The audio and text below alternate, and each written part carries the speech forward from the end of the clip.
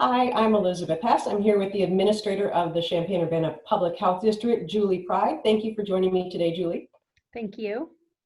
I've heard some good news, or I think it's good news, that there are some drug trials out there that have some promise, some steroids. Is it too early to get excited about these drug trials? Well, it's exciting, I think, that there's just so many researchers all over the entire world working on this problem of COVID, whether it's vaccine or treatments or prophylaxis or whatever. So in that sense, it is good news always. This study that showed promise, I think it is pretty exciting, but you have to remember that during a pandemic or during any type of new disease out there, what they're doing is allowing articles to be published quickly without peer review so that others can look at them to replicate them or have an input on them. So while it's exciting anytime there's any new information like that, I just caution people not to get too super hopeful about it, because often those will end up not being as promising as originally thought. So just when you look at them, understand that these are not peer reviewed, but they are, and also look where they're coming out of. So this one does look promising, the steroids. So always you just know that everyone out there in the world is working on this. Brilliant people all over the entire world. So that in itself is exciting news to me. And they will eventually hit on something. Well, some states are peaking now. We have flattened the curve. We are still in the first wave. Technically, how can we start a second wave if we haven't even completed a first wave? How does that work? Well, are you talking about in Illinois or just in general? Because in Illinois, we have brought the numbers down a lot, and I would say that we have flattened the curve. And of course, again, flatten the curve doesn't mean stopping it. It just means preventing this, right? So we are just, kind of going along here. Unfortunately, the whole US is still like way up here, and they haven't gotten down to lower case numbers. But the information about, or the point of flattening the curve is to keep your hospital capacity able to handle all events, not just COVID related events. So there is a potential for places that are not doing things to lower their numbers and to build up their capacity for whether it's contact tracing or testing or whatever, to go from being already high to then going higher. So I do think we're doing a really good job in Illinois, but what can happen is that if people start letting down their guard, those numbers will start to creep back up, or worse yet, people won't test, and then they'll think it's over, it's not a big deal, and then we won't start seeing cases until they start showing up at the hospitals, which is pretty much what happened at the beginning when we didn't have access to testing. So it's an entire program that's required to deal with this, and it requires people on all levels to do everything from wearing a face mask when you're in public, to social distancing, to testing if you've potentially been exposed, all of that. 2 weeks ago, we had marches in the area, and there were some more last week. We have not seen a spike in cases as a result. What do you attribute to that? Well, that is really good news, because that shows you that the outside activities are much, much safer. So even though there's not always social distancing, there is some social distancing out there, but there is a lot of mask wearing. Now, again, if people stop wearing the masks when they're out in public, in groups, we are going to see the cases go back up. But it would appear that combination of wearing the masks in public and it being outside it actually was a protective factor. So that's really great. It's concerning when things start moving inside, because we already know inside is much different. It's a much different environment, and it is much more, it's much more dangerous to do that. You have a much higher likelihood of being infected indoors, especially if not mask wearing. So anybody who's out, whether they're at the parks or whether they're, unless they're walking, by themselves or with their cohort, if you're out in public, keep wearing those masks. It is really important. And if you're going to be at any type of protest or any type of rally or anything like that, keep the masks on. They are very important, and keep them above your nose and down to your chin. Speaking of masks, we'll stay on this line of questioning. California has now made it mandatory to wear masks in public because they've seen a spike in cases. If Illinois sees another spike or we reverse our downtrend, do you see this happening here in Illinois, that masks will be required in public places? I would prefer to see masks being mandatory in public places, in buildings specifically now. And the reason why is I don't want to see cases go up for us to have to implement something like that. There is really a high level of mask wearing in Champaign-Urbana, and to a certain degree out in the county, you can see it. But if you are not making people wear masks when they come into a business, that is putting the employees of that business at risk, let alone the other people in there. But so, I hate to keep harping on this over and over and over, but it really is key to preventing just outbreaks. It is the key. We have to wear masks when we go into any type of public building or being inside around other people. It is that important. It's really a simple thing for people to do. But if they don't do it, or they aren't wearing them correctly, we're going to see outbreaks, and they're needless. So as we move into other things happening in buildings, like we're going to start going to, restaurants or whatever, being open, the mask wearing is critical.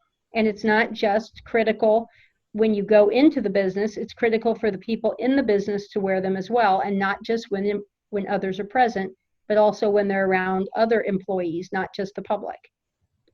Children and teenagers, they say, are half as likely as getting the virus of people over 20. Is this good news? Is this something to look forward to when those of us are keeping our fingers crossed about school actually happening in person this fall? Yes, I mean, that's a good thing. I think that there's still a lot of information that kind of needs to be teased out about that I'm not sure has been yet. But it's a little bit concerning, just the idea of people being in a building if they're not able to social distance, or they won't wear masks. And we know that kids, it's much more difficult to get kids to wear masks than it is adults. So I think it's definitely good news, but it's also one of those things where we know that there have been a lot of young people who have had really serious outcomes from COVID. So it's not a zero, and it's not even really a low risk. So it's one of those things that's going to have to be looked at, and people are going to have to make a lot of hard choices, probably, especially if you have a child who is high risk. This weekend, I went walking with a friend. Our kids go to school together. She said she doesn't know anyone who has COVID. A lot of us are fortunate. We don't know anybody who has had coronavirus. At this point, what do you say to somebody who thinks that maybe it's exaggerated or overblown? Because personally, here in Champaign County, we don't know anybody. Well, that's a good thing that they don't. It's a good thing that we are keeping our numbers pretty low in Champaign, but we still have had 12 deaths, and that is with Champaign County doing a really good job, which we are. Champaign County is doing a very good job of following guidance and really taking this more serious than a lot of places. But the fact remains that 773 people have gotten COVID in our community, and 12 of them have died, and those numbers are higher in other places. And our cases range, everywhere from, we've had someone in their 30s die, a couple in their 40s, and then older people. So this is a disease that attacks, really, it can attack anyone, and it can cause really serious outcomes for people. And if you do know people who have had this, which obviously I know quite a few for various reasons, but it's not just as simple as, for some of them, that they get sick and then they're better. Recovered, when you see recovered on the public health website, it's important to know that all that means, recovered, on as far as public health goes, is that they are no longer in isolation because they're no longer infectious. That does not mean that they're better, that they're able to go to work, that they're not now on oxygen, that they are not, having a lot of pain associated with their recovery. They're not able to work yet. So it's just not a virus that is predictable, for one thing, and being unpredictable makes it more concerning. So it just because you don't know someone, there's a lot of reasons why that might be. Most of the first cases of people getting this were associated with them working, so being an essential employee, or as some say, an expendable employee, because they were having to work at the very beginning of this really closely with the public, or really closely in unprotected environments. So most of them are associated with an outbreak of some sort. So that probably has something to do with it. Then there's also cases in long-term care and places like that. So we have done a really good job in this community of not having really large outbreaks for the most part. Most of our outbreaks have been stopped when they were relatively small. So we don't want to see those. We do not want to see big outbreaks in the schools. We don't want to see big outbreaks in religious facilities, churches or temples or synagogues, whatever. We don't want to see that. Then people will start seeing it. So again, I always try to explain to people that the virus just isn't just like sprinkled evenly across the community. It travels from person to person to person to person. Every single case started with one case. And in the US right now, we're up to almost 120,000 deaths from this, let alone, all the million plus that have been infected with it. And again, that's going from person to person to person to person. So I think the reason that a lot of people don't know maybe someone is because they just have not been in close contact with anyone. So again, it's not just like you're walking through someplace, it is having some prolonged contact. So it's your coworkers, it would be people in healthcare settings, it would be people living in your household if you're infected. So that's really where the spread is right now. So what would cause this to be more of a problem is once people start going back inside for more things. And that's why in public health, we're concerned about, fall and winter, is because people are inside a lot more.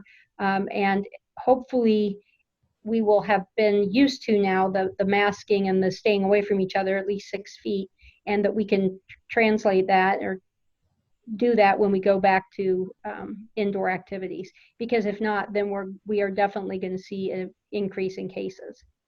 You mentioned a person in their 30s, a person in their 40s who have died of this disease, and People in their 40s. Scientists are looking at what causes it, why some people succumb to it, why some people are more vulnerable to it, and blood type is now being discussed. The universal donor, O negative, seems to be able to recover more quickly. What are the latest stats on blood type and the virus? Well, I've read the same thing that other people can read. I'm just reading it, in the media or in some journals. But there has been some correlational type studies showing less negative, let's put it that way, less dangerous or less negative outcomes in the O negative blood or the O blood. But again, this is really early in this. So It's not something I would bank on. Like, I'm O negative, and I'm not going to just go run amok just because I have O negative. I'm not willing to take that chance, and I don't recommend anyone else do it, because what happens in something like this is how they start looking at things is they'll take every single factor that they know about, and they'll try to start seeing if there's any association between it. And again, correlation does not equal causation, so they have to tease all that stuff out. And it's still early, but there's all kinds of things that will eventually be found out. But meanwhile, those of us who are O negative or have O blood, we need to not bank on that. Just keep doing what you need to be doing. Wear your masks and stay away from people. Coming up I'm sorry? on July 6th, that's the magic date that we're supposed to move into phase 4. Now that can change if there's a spike in phase 4. 1, are we ready for it? And 2, what are some of the places that will open up that we haven't had access to up to this point? Well, are we ready for it in Champaign County? It's what I can speak to, or our region of the state. And yes, we are. I mean, in Champaign County, one of the big factors, of course, is hospital space, but the other is our ability as a health department to do the contact tracing really fast. You have to do it within 24 hours to make it most effective, because what you're doing is following up with every single positive, getting everyone they're associated with, quarantining them, getting them tested, and stopping the spread from each case. Because without that, each case can become an outbreak of its own. So we are ready for that. We've been meeting those metrics all along, and we just keep expanding our program and improving it. So in that sense, we're ready for it. What we will see in 4, I think some of it will be basically all outdoor recreation will be open, and that's pretty safe in general. What else will be open there will be indoor restaurant, limited seating capacity. There'll be all kinds of things like that. Most people will can go back to their jobs. They don't have to go back to their jobs. If their job is comfortable with them, working from home, that can continue. But those are, I think, the main things. And of all that, what concerns us most would be how is the guidance followed inside of buildings. So that's what we are going to be looking at more than the outdoor activities. So if you're going to a pool or whatever type of outdoor activity you're doing, most of those can be done safely just by keeping people from gathering. So if you're at a park, for example, there's plenty of space to stay away from people at a park. What we would be more concerned about is restrooms, being able to keep people from gathering at restrooms, different like concession stands, if those places were open, things like that, things where entrances to things and exits to things. So anything where there could be a choke point, that's what we would be concerned about.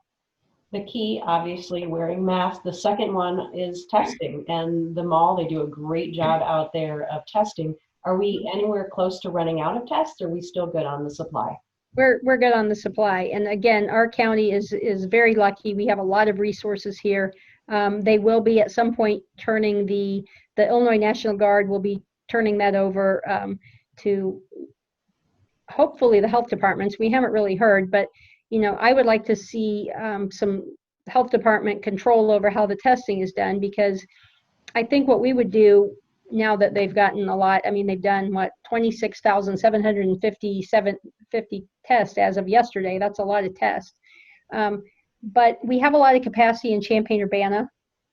So what I would like to see would be more mobile type of clinics going to the north end of the county, the south end of the county, and the east and the west ends of the county.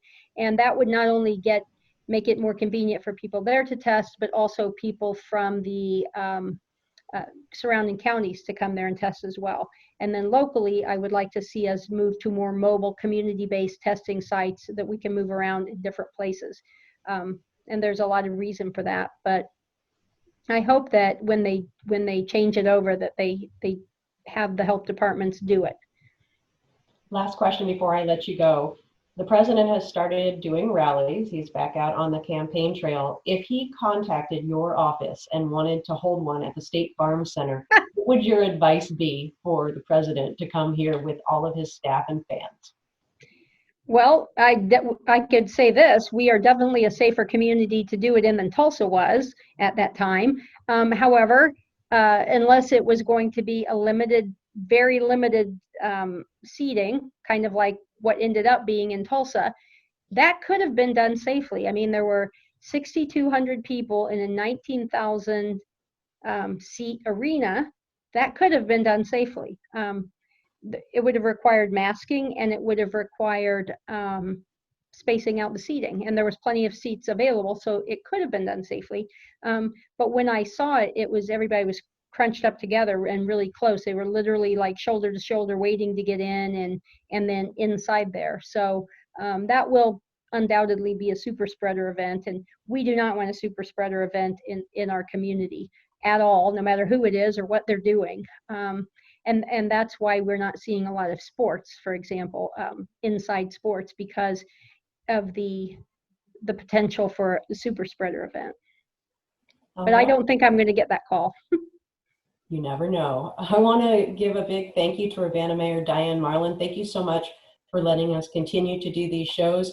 Jason Liggett, thank you for making us sound somewhat informative and smooth in these. We appreciate you being our producer at UPTV. And most importantly, I want to thank Julie Pryde, the administrator of the Champaign-Urbana Public Health District. Thank you for everything you do to keep us safe.